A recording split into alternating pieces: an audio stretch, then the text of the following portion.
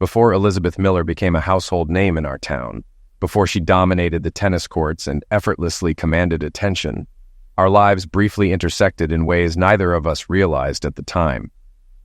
I remember the first time I saw her, not in high school, not on a tennis court, but years earlier on a humid August afternoon at the town's annual summer festival. We were children then, barely 10 years old, and I had just lost a tug-of-war competition. As I sulked near the lemonade stand, she sprinted past me, her blonde ponytail swinging behind her, laughing as she chased after her brothers. She was fast even then, her strides long and confident.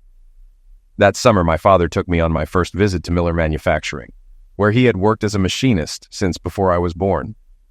I didn't fully understand what he did, only that he came home each night smelling of metal and grease. As I wandered through the plant, mesmerized by the towering machines, I caught sight of a girl my age standing near the offices, arms crossed as she argued with a receptionist. Even without knowing her name, I could tell she was accustomed to getting her way. Years passed before I saw her again, this time in middle school. By then, she had transformed into the girl everyone wanted to be or be with. I was just another face in the crowd, too scrawny, too quiet to be noticed. My days were spent sketching machine designs in the margins of my notebooks, while hers revolved around training for the next big match.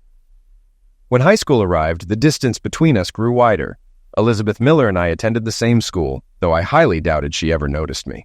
She grew into her confidence early, tall, athletic, and exuding an effortless charisma that made her the center of attention wherever she went. In contrast, I was slow to develop, remaining short and wiry well into my teenage years, practically invisible in the sea of students. While Elizabeth reveled in her striking appearance, embracing every opportunity to stand out, I withdrew into loose-fitting jeans and oversized t-shirts, attempting to fade into the background. At the start of each school year, other girls would eagerly anticipate her latest fashion statements, while no one paid the slightest attention to mine. A standout tennis player since age 10, her height and strength made her a force on the court.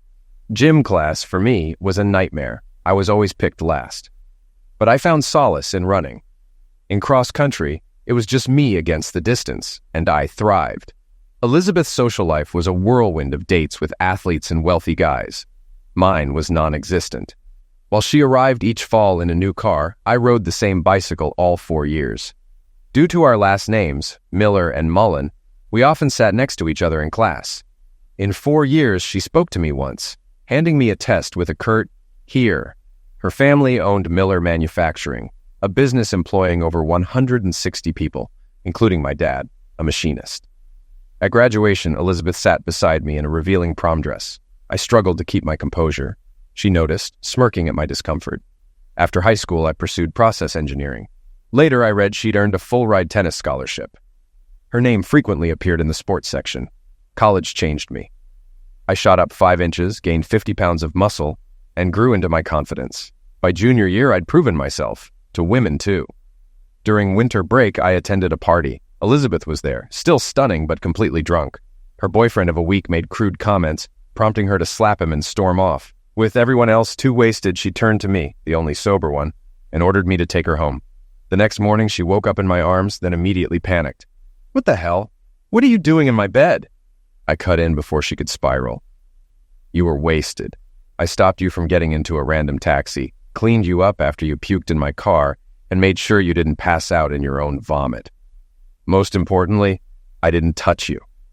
She studied me, tension easing. "I must have really gone overboard. Do I know you?"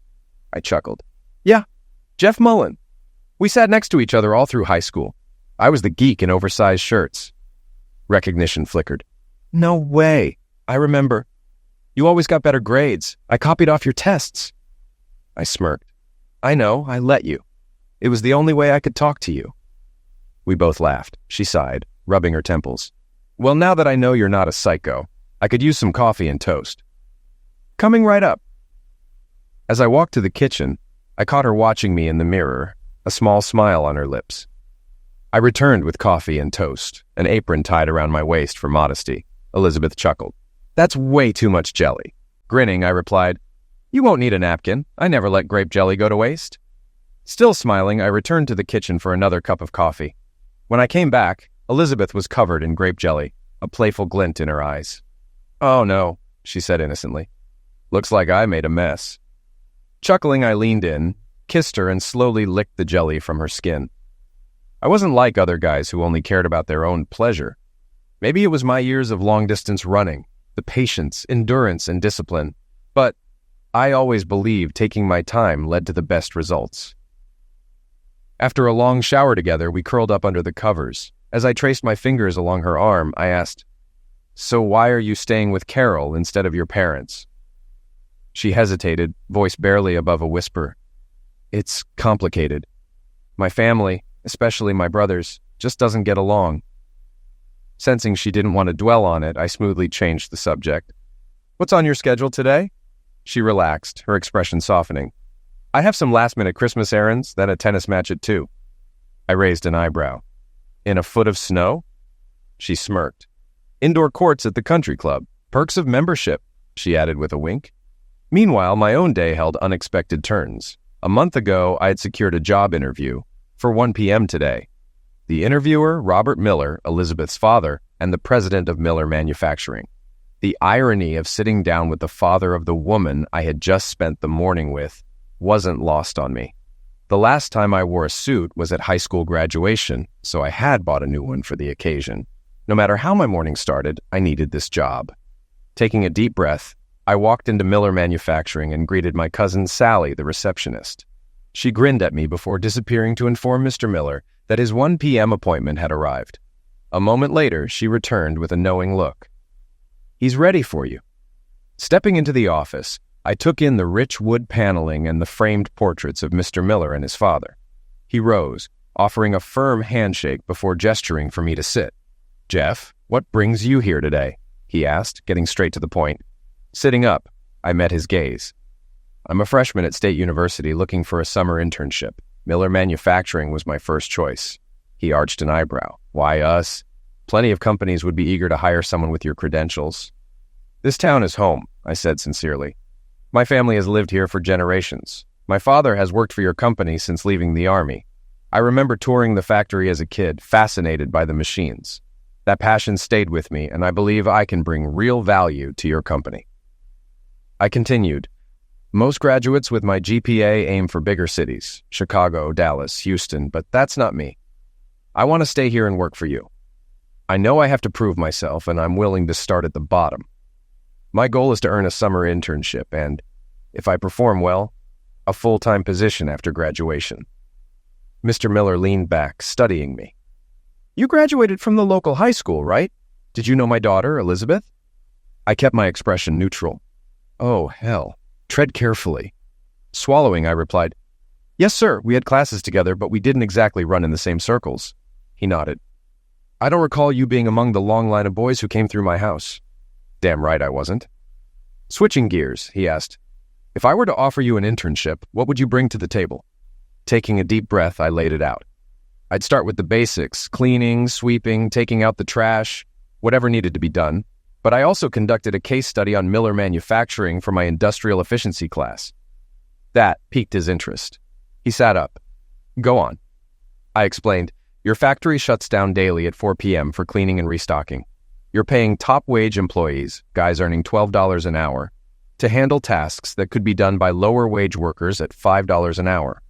My proposal is to extend production until 5 p.m., letting those employees stay productive. Then bring in interns and lower-wage staff for cleanup." I glanced at him.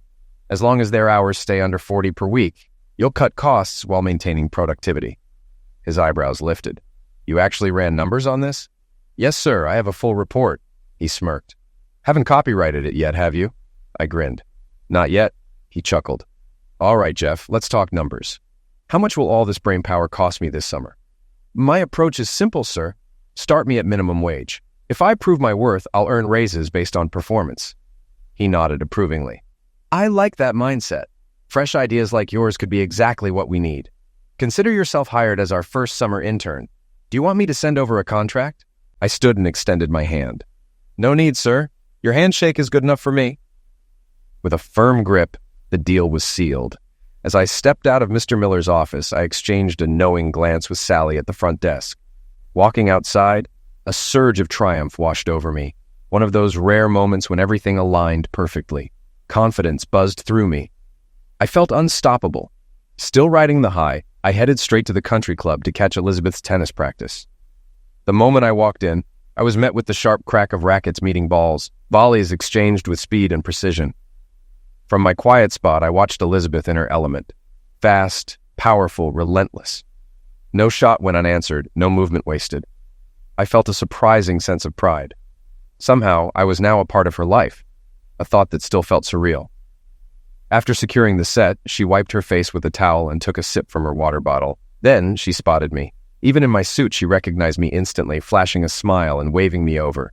The second I stepped onto the court, she greeted me with a kiss. "I love that you actually came to watch me play." Grinning, I teased, "You're burning a ton of energy out here. How about I take you to dinner so you can refuel?" She laughed, eyes sparkling. "Sounds like a plan. Pick me up at 6:30. I'll be there." That evening, over pizza and beer at Leonie's, hours slipped away as we talked. All it took was a question, and Elizabeth opened up like she had been waiting for someone to really listen. Tennis wasn't just a sport to her, it was her future. She dreamed of going pro, competing at the highest level, and eventually coaching. Unlike past relationships, where guys only cared about one thing, she admitted it meant a lot that I actually showed interest in her life outside the bedroom. But when the conversation shifted to family, her mood darkened. "My brothers work for my dad," she said flatly. "One's a sleazy salesman, the other a spineless accountant." She spoke about her father with a mix of respect and distance, acknowledging his relentless work ethic, but pointing out he practically lived at the factory. Her mother, though, was a different story. "She's unbearable," Elizabeth said bluntly. "Makes life miserable for everyone. That's probably why my dad never comes home." Sensing this was a sore subject, I steered the conversation elsewhere. Then out of nowhere, she smirked. "So, what's with the suit? You do know tennis is a casual sport, right?" I chuckled. "I actually know a little about tennis. I've played, just not at your level. But the suit? I had an interview today for a summer internship. If things go well, I'm hoping for a full-time job after graduation." She leaned in, intrigued. "How did it go?"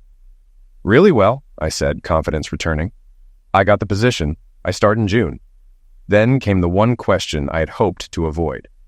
"What company?" I hesitated. No way to sugarcoat it. "Miller Manufacturing." Her smile vanished. "Wait, what?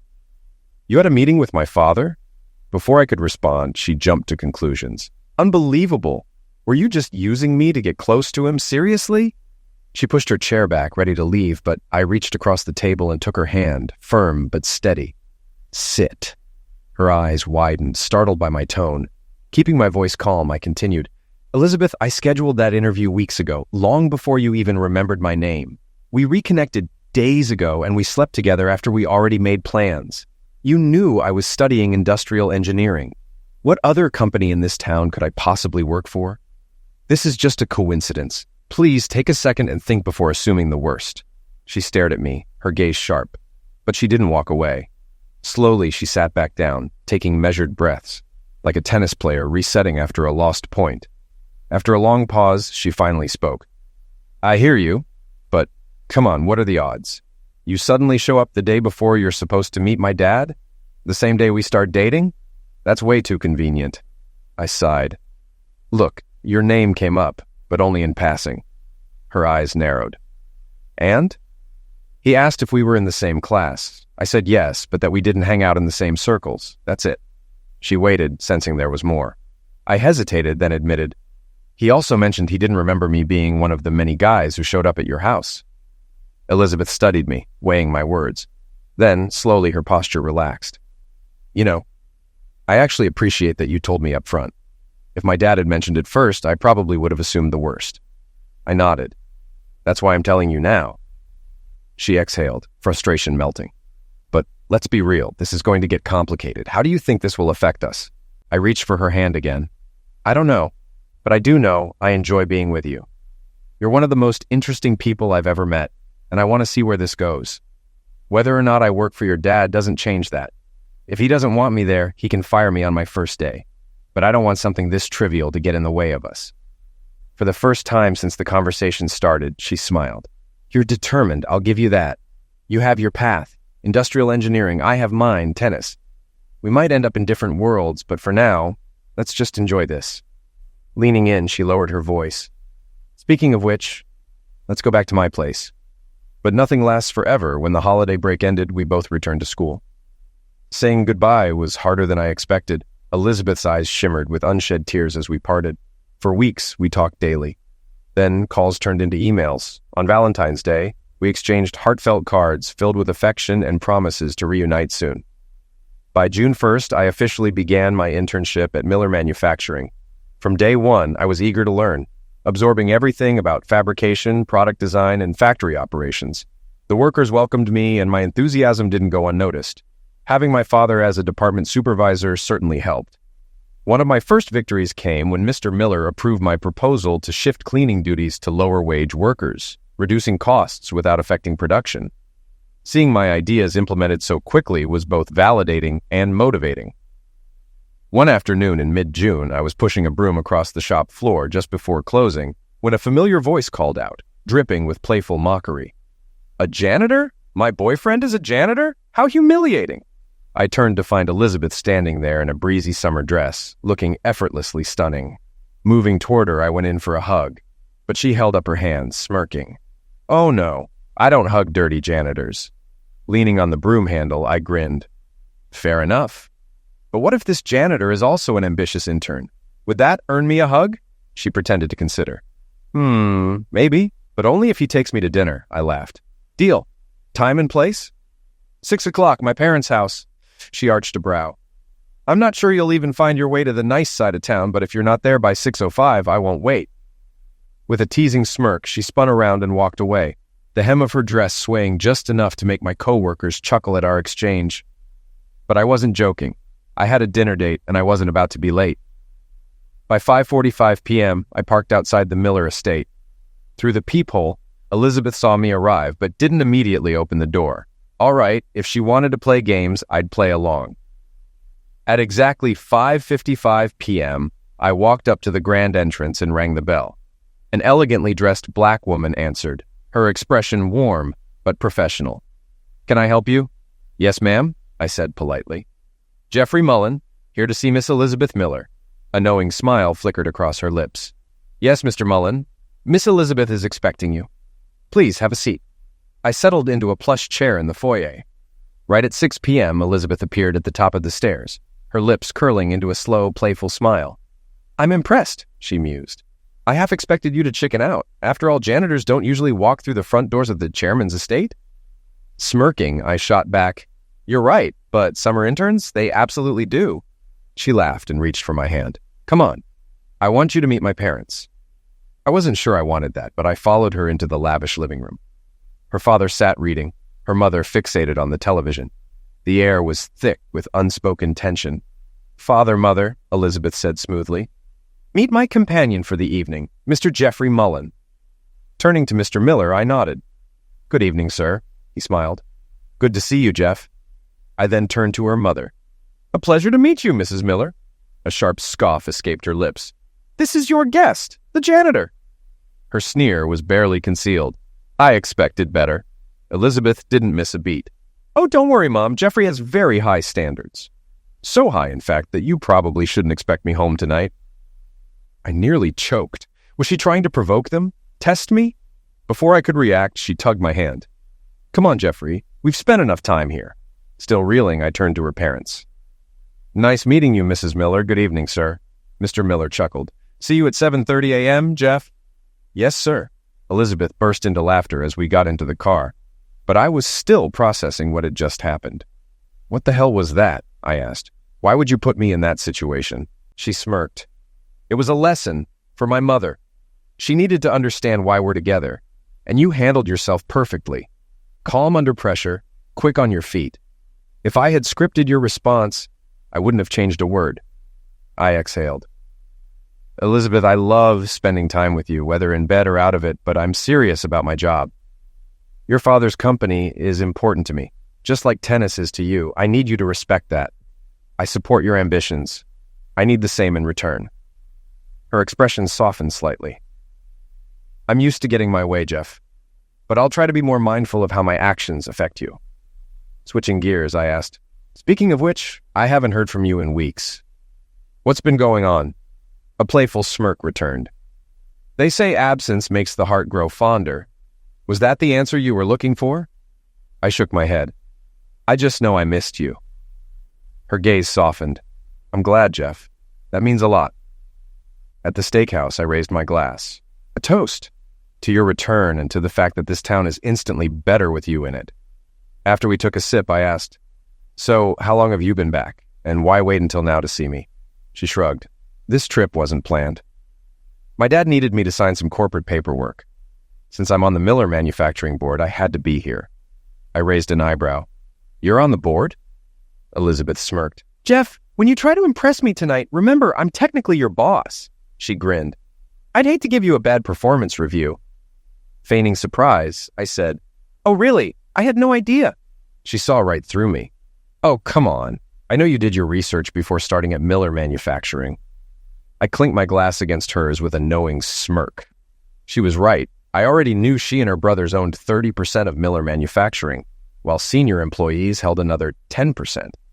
What she might not have realized, though, was that her father retained full control over voting rights. Since I had an early shift the next morning and Elizabeth was running on little sleep, our night ended sooner than I would have liked. By midday, she was packed and on her way to Wisconsin, where she'd spend the summer bouncing between tennis camps, coaching, babysitting, handling chores, and, of course, playing as much as possible. We kept in touch through emails, calls, and the occasional letter, but as the weeks passed, our connection faded. By Christmas, we were barely speaking.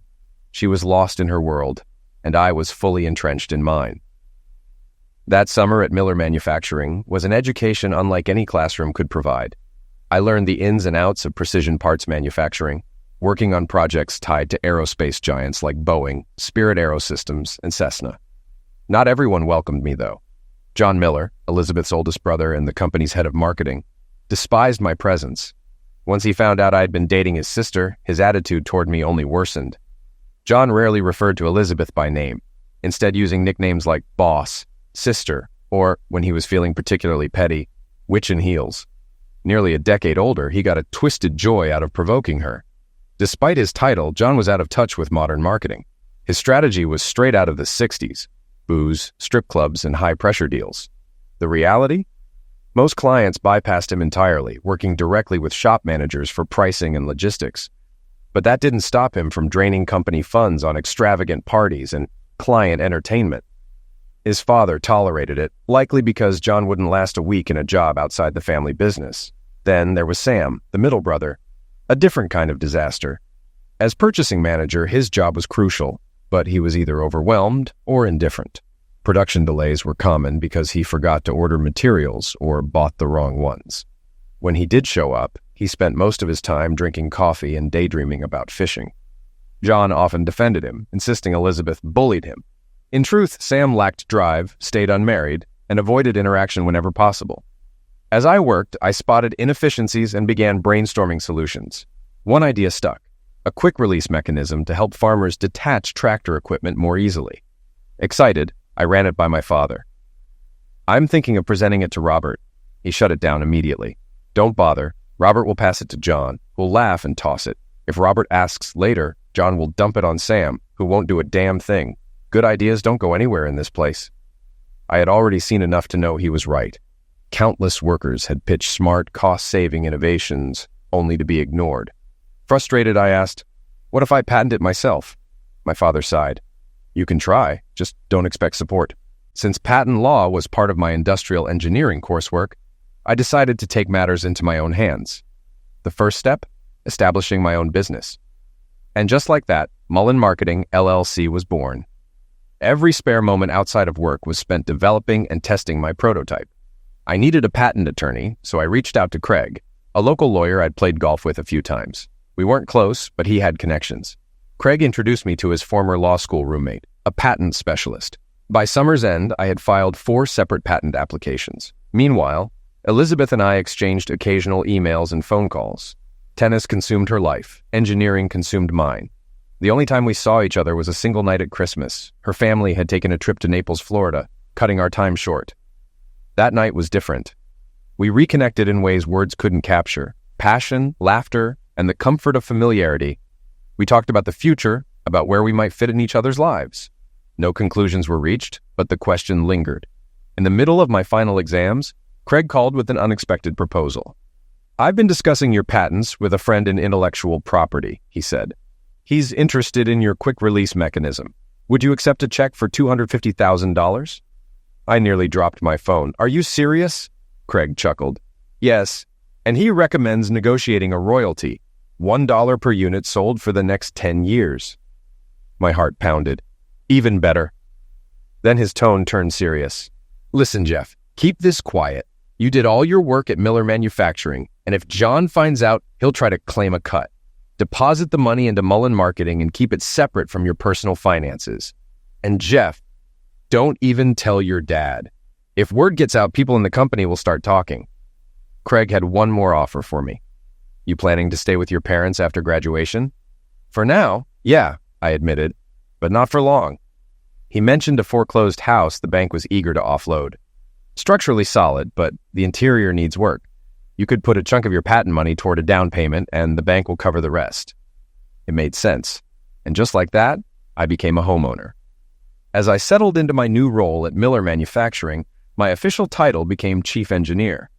The salary wasn't the highest among my peers, but I saw long-term potential. This was an opportunity to create something meaningful. Between working 45-hour weeks and renovating my house every evening and weekend, my life was packed. No time for parties, no golf, no dating. I tried to stay in touch with Elizabeth, but with her pro-tennis career taking off, she was constantly traveling, making our conversations few and far between. Then, one evening, without warning, she walked straight into my house while I was in the middle of painting the living room. She scanned the chaotic scene, paint cans scattered, dust-covered furniture, clothes tossed everywhere, before wrinkling her nose. "What kind of disaster zone is this?" she asked, crossing her arms. I smirked. "I'd call it a love nest." She rolled her eyes. "More like an abandoned barn. You've been at this for months. Why isn't it done yet?" "I'm working full-time, Elizabeth. The board isn't exactly giving me special treatment." She waved a hand dismissively. "Just hire someone." Then, as if that was settled, she added, "I came here expecting some romance, but I'm not about to do it in the middle of a construction site. Get us a room at the Hyatt." Of course, I didn't argue, and naturally, my cooperation was well rewarded. That summer, Elizabeth kept up her habit of dropping by unannounced between tournaments. She'd breeze into town, we'd spend time together, then she'd disappear for weeks. One day, while home, she brought a suitcase of laundry over. As she emptied it onto the floor, a pack of rubbers tumbled out. I looked at them, then at her. She grinned and shrugged. A girl can't be too careful. I wanted to be angry, but we weren't married, engaged, or even living together. I had no right to jealousy, so I swallowed my pride. I made it to a few of her tournaments when I could, but something felt off. One afternoon, as we sat together before a match, a group of guys approached her. She dismissed them quickly, and they left with vague apologies like, "Oh, right, forgot, sorry about that." It didn't sit right. Had I not been there, the conversation would have gone very differently. Meanwhile, my career was thriving. I implemented efficiency improvements at Miller Manufacturing, making the plant more productive and profitable. The deeper I got into operations, the more ideas I had for patents. By the end of my first year, I had saved a substantial amount. My arrangement with Miller Manufacturing was simple. When I developed a new product, I covered the material costs and paid standard wages to build prototypes. In return, Miller Manufacturing got first dibs on the production run. Ironically, I brought in more business than their so-called marketing director. When Elizabeth came back again, my house was finally taking shape. But something was different. She wasn't her usual confident self. She seemed restless, uneasy. She had suffered an injury while traveling. No longer covered by her father's medical insurance, she was stuck. Time off meant losing prize money, and she wasn't eager to go back to her parents' house. An idea hit me. "Why don't you marry me?" I blurted out. She blinked. "What?" "You'd have health insurance, a quiet place to recover, and you'd be with someone who loves you." I half expected her to laugh it off. Instead, she placed her hands on my face and whispered, "That's really sweet. Thoughtful. You know what? I think I'll take you up on that offer." That was not the response I had anticipated. But I wasn't about to complain. A stunning, passionate woman who loved me and just happened to be wealthy? What could possibly go wrong? Planning the wedding was a disaster. Elizabeth and her mother had always clashed, but this was full-blown war. Her mother wanted a grand social event to impress her elite circle. Elizabeth wanted something small, surrounded by her tennis community and sorority sisters. At one of the so-called planning meetings, their arguing got so intense that no one even acknowledged my mother, let alone asked for her input. Mrs. Miller still called me janitor boy. Eventually, my mother walked out. No one noticed. No one cared. Elizabeth and I exchanged a glance and silently agreed. Vegas. Eloping was the best decision we could have made. We were happier than ever. I focused on my career, she traveled for tournaments, and whenever she came home, we had exactly what we needed from each other. She wasn't making much money, but she managed fine, thanks to her quarterly dividends from Miller Manufacturing. One day, I joked, "Considering I'm the one making those dividends bigger, maybe you should share a little with me." She smirked. "You're lucky I haven't fired you and reassigned you back to janitorial duty." A few weeks later, I got a frantic call from Elizabeth. She was sobbing, barely able to form words. "Do you want me to come?" I asked. She said yes immediately. That night, I was on a plane. When I arrived, she was on the couch, an ice pack resting on her elevated leg. She had either torn or severely sprained a ligament. We decided it was best for her to come home and recover properly. Our doctor suspected a strain, but scheduled an MRI to be sure. During the pre-scan checklist, the nurse asked, "Could you be pregnant?" Elizabeth laughed. "No, I'm on birth control." The nurse nodded. "We still need a test to confirm." Elizabeth rolled her eyes but complied. Minutes later, she emerged from the bathroom, pale and shaken. "This is wrong," she whispered. "I can't be pregnant. I take my pills and I always use—" She cut herself off mid-sentence. My stomach twisted. "Use what?" The nurse, noticing her distress, handed her a second test. Same result. Elizabeth dropped into a chair, stunned. "This can't be happening," I tried to reassure her. "It'll be okay. You were going to be off your feet for months anyway. This just gives you more time to recover." She eventually took a coaching job at a girls' school. Even though she couldn't play, she was an excellent teacher and her students thrived. One team even won their state championship. She also used the school's facilities for rehab, slowly regaining her strength. But if Elizabeth hated anything more than being injured, it was being pregnant. Every day was a struggle. She loathed the changes to her body, resented the discomfort, and found no joy in the experience. Her chest grew noticeably, and when I casually asked if she planned to breastfeed, she shot back, "Not a chance in hell." The delivery was difficult, and she needed extra care afterward. I was there in the delivery room when the nurse announced, "Congratulations, you're the proud mother of 2 healthy baby boys." Still in the hospital, Elizabeth immediately told the doctor she wanted her tubes tied. She had no intention of ever going through pregnancy again. I suggested a vasectomy instead, pointing out it was a simpler, less invasive procedure. She dismissed it without hesitation.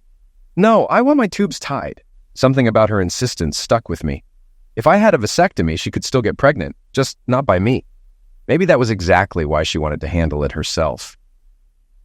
When we brought Cameron and Cody home, my mother and grandmother were already there, ready to help. Elizabeth had no maternal instincts and was relieved to let them take over. My grandmother, in her 70s, adored children and treated the boys like they were her own grandchildren.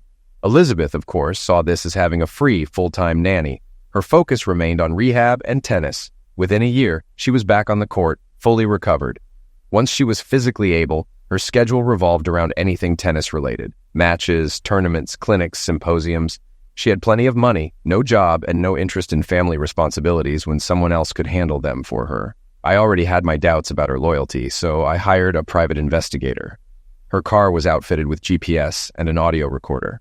Her phone was hacked for texts and emails. It was an expensive move, but not nearly as costly as divorce. Her attitude at home made things worse. The walls are the wrong color. There's not enough closet space. My family heirlooms shouldn't be in storage. Nothing about our home met her standards. I started coming home early to help, folding laundry, vacuuming, taking out the trash. But no matter what I did, it wasn't good enough. She nitpicked relentlessly, treating everything connected to me as an inconvenience. The only joy I had left was spending time with my sons after my mother left for the evening. She hated living in a middle-class neighborhood, acting like she was surrounded by people beneath her. Meanwhile, I worked long hours while she burned through her quarterly Miller manufacturing dividends like they were monopoly money. Since another check always arrived in a few months, she never worried about saving. She pushed for a private country club membership, separate from her parents. She went there daily for lunch, leaving the boys with whoever was available. Her spending and detachment from the family irritated me more than I let on. By this time, I had already taken a DNA test to confirm the boys were mine. Our once passionate relationship had dwindled to nothing. The longer things went on, the clearer it became that there were more reasons to leave than to stay. But walking away wasn't simple.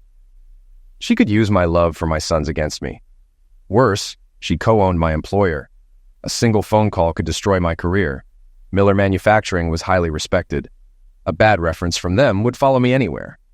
Ironically, the way out came from an unexpected source: real estate. Elizabeth grew tired of these middle-class slums and insisted we buy a multi-million-dollar home in the country club annex. The price tag would drain all of her dividends, but she didn't care. She wanted it. I suspected part of her motivation was competition. The house was larger and more expensive than her mother's.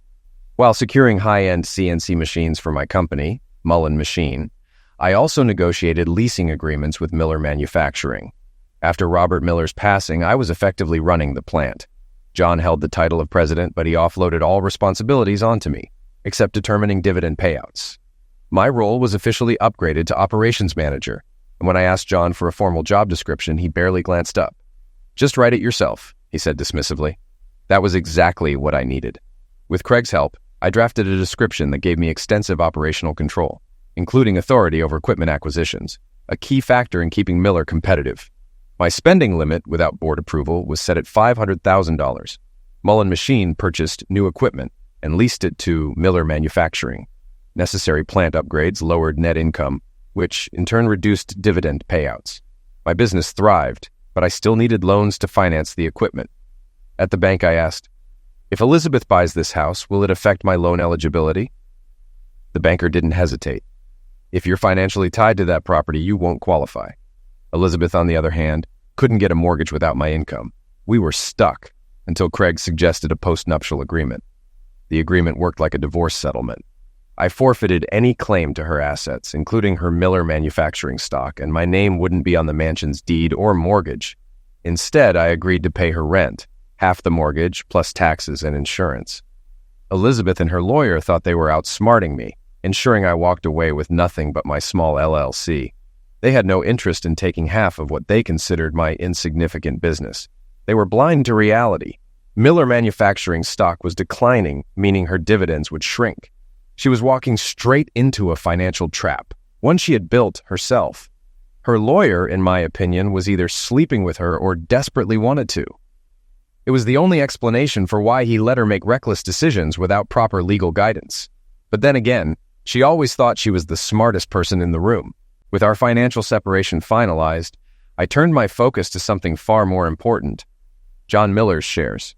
John was drowning in debt, drinking and gambling, living far beyond his means. His wife, Cherie, frustrated with his spending, called me one evening. "Jeff, I don't know what to do anymore. John won't stop. Can you talk to him?" I sighed. "I can try, but you know how he is." When I confronted him, he sneered. "Maybe you should focus on keeping your own wife in line before telling me how to handle mine." I raised my hands. "Fair enough, just know if you ever need help, I'm here." I had no intention of helping him, just waiting for him to implode so I could buy him out.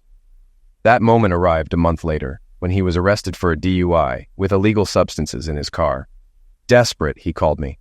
"Jeff, I need $1 million, fast." His situation was worse than I thought. Along with legal trouble, he owed massive gambling debts to some dangerous people. If he went to prison without paying, he might not make it out. I pretended to hesitate. "I can loan you $1 million, but I need your $6 million in company stock as collateral. You'd have to transfer your shares and voting rights to me." John hesitated. "Can I buy them back later?" "Of course," I said smoothly. "For $1 million, within a year. No interest. But the deal is non-transferable. You can't sell them to anyone else." Too desperate to negotiate, John agreed. Deal.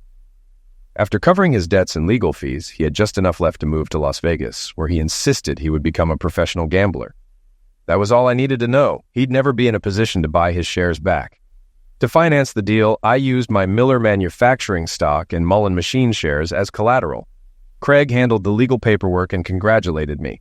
I now controlled 40% of Miller Manufacturing, including employee-held shares. I only needed 11% more for a controlling majority. Sam Miller, meanwhile, was barely present. Some days he didn't show up at all. Other days he just sat in his office, staring blankly out the window. One afternoon, I stepped into his office and asked, "You okay, Sam?" He let out a heavy sigh, rubbing his temples. "I can't do this anymore," he admitted. "It's too much pressure. My doctor has me on the highest dose of antidepressants, and it's not helping.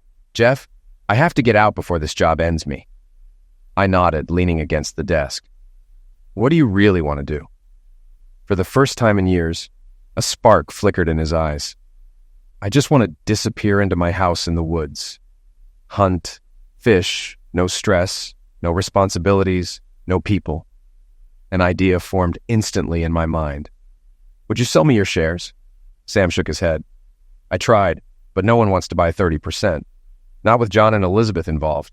They'd screw over any minority shareholder, and if I sold, I'd have to figure out how to invest the money wisely to make it last." I leaned in slightly. "What if you don't sell the shares outright? Instead, I pay you a fixed amount every month for the rest of your life, and you transfer ownership to me." His eyes widened. "You'd really do that?" "Absolutely." He hesitated. "How much?" I met his gaze. "What do you need to live comfortably?" Sam thought for a moment. 10,000 a month would be more than enough. "Done," I said. "I'll handle the paperwork. You can clean out your office and resign whenever you're ready." Relief washed over his face. "Thank you, Jeff. You have no idea how much this means to me." Craig nearly burst with excitement when I told him the plan. "Jeff," he grinned, "Sam would have to live another 50 years for this deal to equal the value of his shares. And let's be honest, he won't last 10. I smirked. "Exactly. But he's happy, and that's all that matters to him." "For at least the next 10 years, you have complete control over Miller Manufacturing," Craig said, shaking my hand. "Congratulations." "Thanks, Craig," I replied. "Now, it's time to deal with Elizabeth." The house I had spent so much time renovating had never been good enough for her. I refused to sell it, so I kept it as a rental. My last tenants had moved out 5 months earlier, and I hadn't gotten around to finding new ones. That turned out to be a stroke of luck. By September 1st, Elizabeth was in New York for the U.S. Open, probably watching matches, but more likely entertaining herself with someone new. Meanwhile, I packed the few personal belongings I was allowed to take from the mansion and moved back into my old house. By nightfall, the boys and I were settled in. They had stopped asking about their mother. She had been an inconsistent presence for so long that her absence barely registered. When she was around, her cold, detached demeanor unsettled them. I tried calling her, knowing full well I was interrupting whatever distractions she had lined up. She either ignored my calls, sent them to voicemail, or replied with curt, dismissive texts. There were never any callbacks. Once everything was out of the mansion, I left her a note. "I won't be paying September's rent. The boys and I have moved out." The next morning, I walked into the office. Sally, ever efficient, had just sent out a 14-day notice for a shareholders meeting. The agenda? Shareholder transfers, restructuring management, and third-quarter dividends. She glanced up, eyebrows raised. "There's a lot happening that I wasn't briefed on. Want to clue me in before people start asking questions?" I grinned. "Great news, Sally. I now own every single one of John and Sam's Miller Manufacturing shares. That gives me 70% voting control. Elizabeth? She's irrelevant now." A slow, wicked smile spread across her face. God, I've hated that woman since high school. Elizabeth returned from New York a few days later and found my note. Within minutes, she was calling me in a rage. "You owe me rent. How the hell am I supposed to make the mortgage payments without it?" she shrieked. "Not my problem." Her tone turned venomous. "If you don't bring me that check, I'll just raise my dividends to make up the difference. I'll have it taken straight from your salary. You're making a huge mistake, Jeff." It was clear she hadn't spoken to her brothers, or even bothered to read the official shareholder meeting notice in her mailbox. By the time the meeting took place at the end of the week, Elizabeth was nowhere to be found. The only attendees were me, representing 60% of the shares, my father, who controlled another 10% for the employees, Craig, now the company's corporate attorney, and Sally, the longtime board secretary. The first motion? Approving the official transfer of John and Sam's shares to me. The second? formally appointing me as president and chairman of the board. The third, canceling shareholder dividends due to declining profits and reinvestment in new equipment. All motions passed unanimously. Not long after my father left my office, Elizabeth stormed in, her lawyer trailing behind. She burst through the door, eyes blazing. "Get out of my father's chair, you son of a witch! You're fired! Get out of this office right now!" Clearly, her lawyer had finally clued her in, forcing her to skim through the meeting notice she had ignored. By the time she understood what had happened, it was too late. Her eyes darted wildly. "Where are my brothers? You don't have power of attorney over them." I leaned back, smirking. "I don't need power of attorney. I bought their shares. That means the voting rights are mine." Her face drained of color. Anticipating this tantrum, I handed her the notarized transfer documents, along with the signed board approvals. Her lawyer snatched them up, skimming the pages before scoffing. "This is a joke. You won't get away with this. We'll bury you in court." We both knew he was bluffing. Sally, efficient as ever, handed Elizabeth the official meeting minutes. I leaned forward, my voice calm. "Look closely at the share transfers. I'm the president and chairman now." Then I gestured toward the wall behind her. "Take a look at the portraits. 3 generations of Miller manufacturing leadership. Your grandfather, your father, and now me." That was the moment she finally understood. Without dividends, she couldn't afford the mansion, the cars, or the country club fees. She had never saved or invested wisely. Her entire financial future had been based on quarterly checks that no longer existed. Desperation flickered across her face, but she quickly masked it. "Jeff, let's talk about this over dinner," she said smoothly. "I'll have your favorite steak delivered from the country club. Come over at 6:30, and we can work through the details. I don't think either of us really wants a divorce. We should think about what's best for the children." I almost laughed. She had never factored the boys into her decisions before, but now that she was out of options, suddenly she was the concerned mother. I played along. "I'm looking forward to the conversation." At 6:29, I rang the doorbell. Elizabeth opened it, wearing a silk dress that hugged her curves. Her makeup was flawless, her hair styled just right. Jeffrey, she purred. "You didn't need to ring the doorbell. This is your home." "I was just concerned I might be interrupting something," I said, stepping inside. She smirked. "Not at all. Wine?"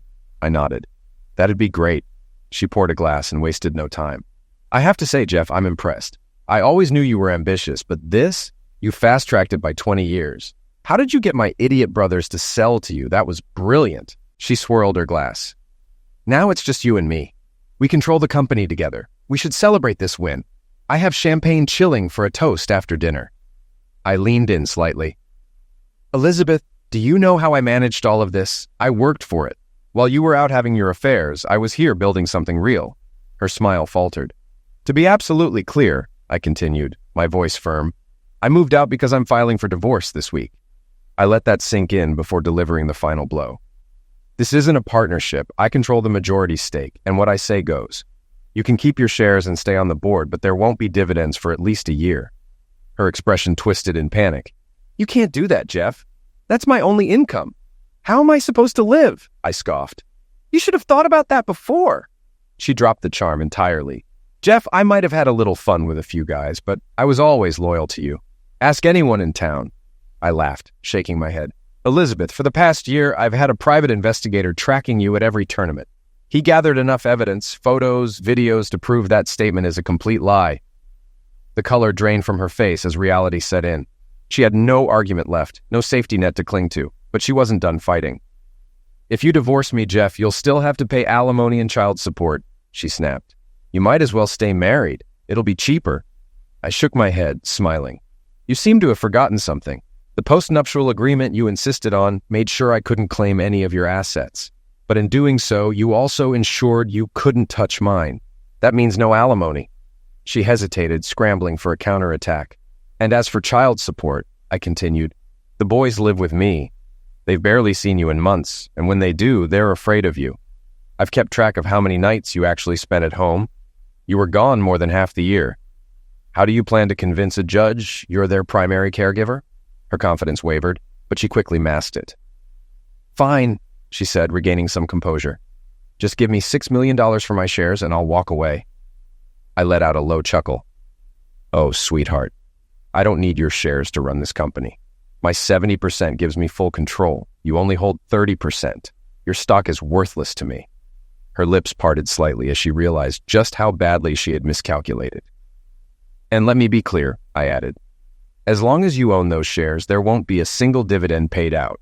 If I need extra income, I'll increase my salary. If the company does well, the employees will see bonuses before you see a dime." Her hands clenched into fists. "You can't do that." I smiled coldly. "I can, and I will. Miller Manufacturing is going to be an industry leader. Every dollar of profit will be reinvested into technology, expansion, and better wages for our workforce. Shareholders? They can wait." She was trembling now. "Then buy me out," she whispered. "I will, but not for $6 million. I leaned forward, savoring the moment. "I'll give you $100,000 for your entire stake. That's the actual market value for a powerless minority shareholder in a company they can't influence." Her breath hitched. "That's not fair." "No," I agreed. "It's business." Her fingers twitched as she clung to her last hope. "You really won't give me child support?" I shook my head. "You haven't been their mother in years. They don't even ask about you anymore. And if they did, I have evidence, photos, videos, documented proof of your lifestyle, your absences, your affairs. You abandoned them, Elizabeth. I won't pay you to pretend otherwise." Tears welled in her eyes, but I felt nothing. "And if you fight this in court," I continued, voice steady, "my investigator has names, timestamps. We can subpoena the men you've been with. They'll testify under oath. Your reputation will be destroyed. The whole town will see the real Elizabeth Miller." She let out a choked sob. "Why are you doing this, Jeff? I love you. I've loved you for years. Why?" I exhaled slowly, meeting her gaze one last time. "You slept with dozens of men after we got married. You disappeared for weeks, sometimes months. You only ever cared about yourself. The boys and I, we were never a priority for you." I stepped toward the door. "Now you are nothing to us." Turning the handle, I glanced back just once. "Goodbye, Elizabeth." And then I walked out, a free man, a happy man, a devoted father. She couldn't afford the next mortgage payment or the Mercedes. She tried selling the mansion, but without a drastic price cut, it sat on the market for months. She had no equity, nothing to fall back on. Eventually, the bank foreclosed. The car was repossessed. Meanwhile, I continued running a thriving, multi-million-dollar company, and I would never have to deal with her again.